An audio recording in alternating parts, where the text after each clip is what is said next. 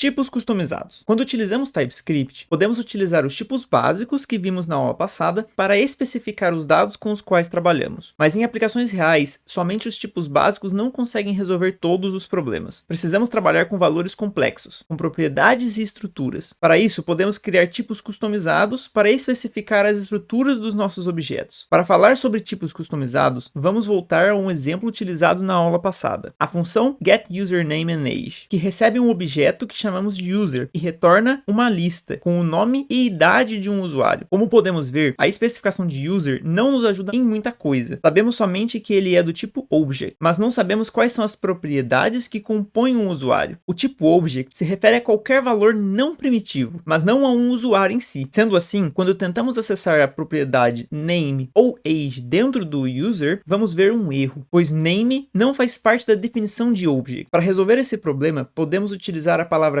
type e criar um tipo user. A sintaxe é bem simples, basta colocarmos type e em seguida o nome do tipo que estamos criando. Após isso, podemos usar o sinal de igual e abrir e fechar chaves. Bom, por enquanto, nosso user ainda não representa muita coisa, certo? Então, vamos adicionar algumas propriedades a ele. Agora podemos ver que um user deve ser composto com as propriedades name e age. Sendo assim, podemos alterar a nossa função para receber o parâmetro do tipo user. Fazendo isso, garantimos que o nosso objeto contém as propriedades necessárias para ser um usuário, e as mesmas são preenchidas com os valores corretos. Podemos refinar ainda mais a definição do tipo de user. Fazendo isso, podemos ter a definição muito específica sobre quais propriedades estarão disponíveis para quem lidar com este objeto, adicionando, por exemplo, o gênero do nosso usuário, sendo ele um enum com dois valores, male e female. Também podemos adicionar uma lista de papéis que o usuário exerce no sistema, criando mais um enum chamado roles, onde especificamos os papéis disponíveis. Em seguida, utilizando o tipo array junto ao generics para criar o tipo que representa uma lista de papéis. Como podemos ver, tipos customizados nada mais são do que um conjunto de tipos básicos para definir o formato de uma estrutura de dados e que nos ajudam a manter as estruturas dentro de um padrão. Quando criamos um tipo customizado e definimos uma variável a este tipo, como por exemplo o parâmetro da função getUsernameAndAge, ao chamar a função, a única coisa que deveremos fazer para garantir que o nosso objeto seja do tipo user é que ele contém as propriedades especificadas em sua definição. Assim, deixamos para o TypeScript a responsabilidade de verificar se nossos objetos estão correspondendo aos seus tipos, evitando problemas onde um usuário foi criado por um método e acidentalmente uma das propriedades não foi definida.